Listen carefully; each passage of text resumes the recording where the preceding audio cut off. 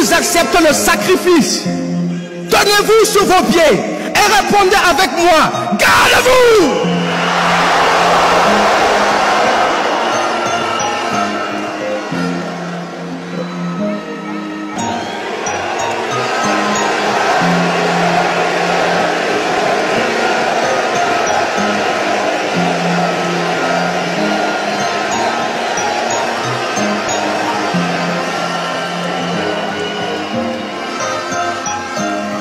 Écoutez-moi, dans 50 ans, la plupart des jeunes dans cette salle auront entre 70 et 80 ans minimum.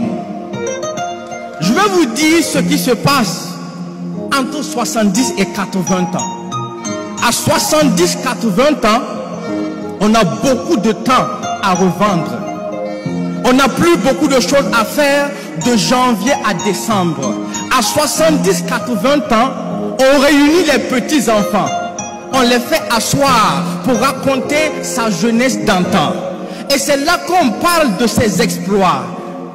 On parle de ses réalisations. C'est là qu'on parle de ses combats et de ses victoires engrangées. C'est là qu'on dit à notre époque, l'époque du capitaine Traoré, les impérialistes ont voulu essayer...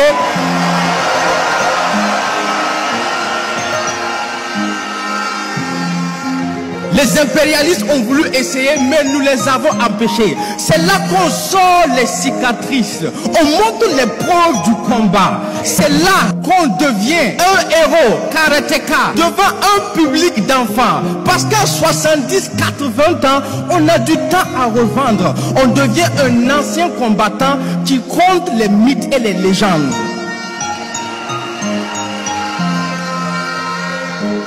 Mais à 70-80 ans, on regrette ce qu'on a raté. On se rend compte qu'on s'est fait avoir par la plus grosse arnaque du temps. La plus grosse arnaque du siècle, ce n'est pas de dévaliser un pays, mais de faire croire à un jeune qu'il a du temps devant lui. Un jeune n'a pas de temps. Le temps, c'est pour les anciens. C'est à 70-80 ans qu'on a du temps à revendre parce qu'on a peu de choses à faire de janvier à décembre. Alors j'entends dire, profite de ta jeunesse parce qu'on ne vit qu'une seule fois. Mensonge et arnaque, on ne meurt qu'une seule fois, on vit tous les jours. Je les entends dire, ne te mets pas de pression, tu as du temps pour t'en sortir. Mensonge et arnaque.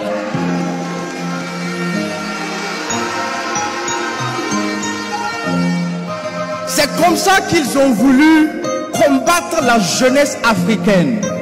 Les feuilletons à la con, la cigarette et la drogue, le sexe et l'alcool, les réseaux sociaux et leur prostitution, les jeux et l'abrutissement des mentalités n'ont qu'une seule raison et un seul objectif, vous faire perdre du temps, un temps que vous n'avez même pas.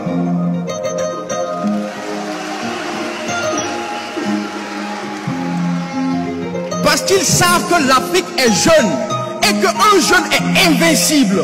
Mettez un jeune sous la pluie, dans la neige, il réussira quand même si vraiment il le décide. Malgré le virus qu'on a téléguidé en Afrique, les jeunes l'ont avalé et digéré. Et finalement, ce sont leurs propres vieillards qu'ils ont enterrés par milliers. Alors croyez-moi, le plus grand regret de l'Occident, c'est d'avoir une population vieille. Alors oui, ils savent que l'Afrique est invincible à cause de sa jeunesse.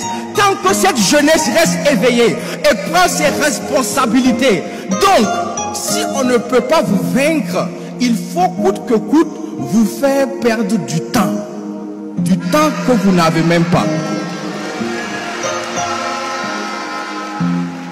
D'ailleurs, dis-moi un peu, comment tu fais pour avoir du temps pendant qu'on appelle ton pays pays pauvre? Comment tu fais pour avoir du temps pendant que ton sous-sol est exploité, pendant que l'Afrique est assistée presque à tous les niveaux, comment tu fais pour avoir du temps en pleine reconquête de la souveraineté alimentaire, pendant que les champs chôment au village par manque de bras valides?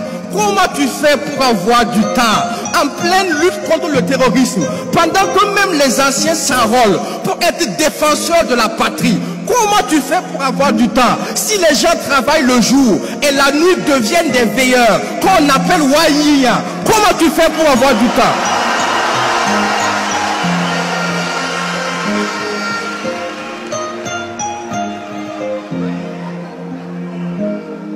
Comment tu fais pour avoir du temps en pleine refondation pendant que tu as made in China sur ton t-shirt et ton caleçon?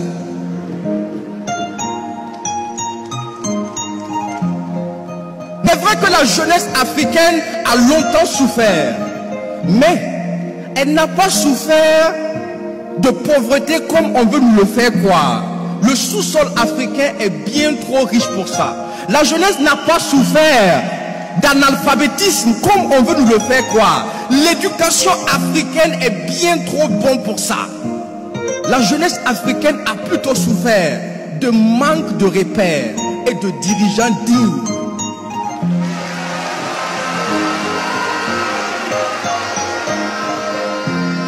Jusqu'aujourd'hui, où cette jeunesse peut enfin se référer à vous, camarade président capitaine Ibrahim Traoré.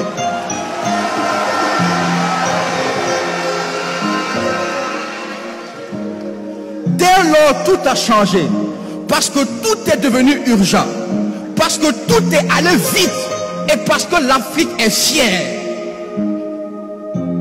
C'est pourquoi, si vous êtes le capitaine, d'ores et déjà, sachez que tous les jeunes dans cette salle, en tenue ou pas, sont désormais des soldats engagés au front pour la souveraineté de l'Afrique.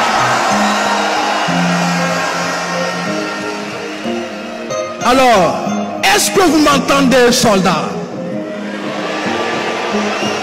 Est-ce que vous m'entendez, soldats? Si vous acceptez le sacrifice, tenez-vous sur vos pieds et répondez avec moi, gardez-vous!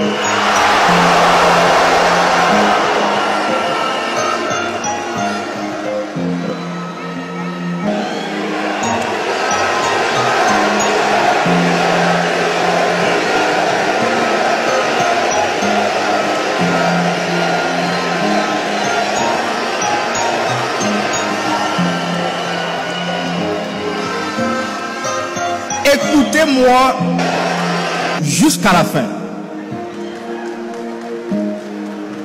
Dans 50 ans, on sera en 2074.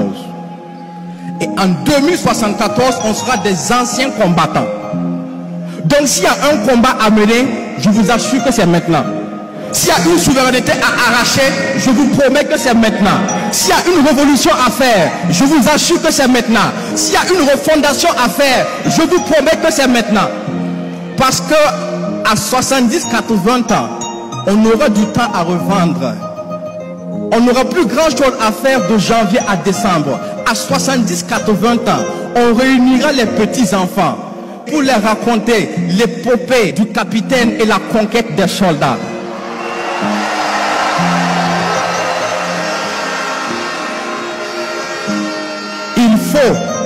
Il faut qu'il y ait de l'histoire et il faut qu'il y ait de l'action. Repos.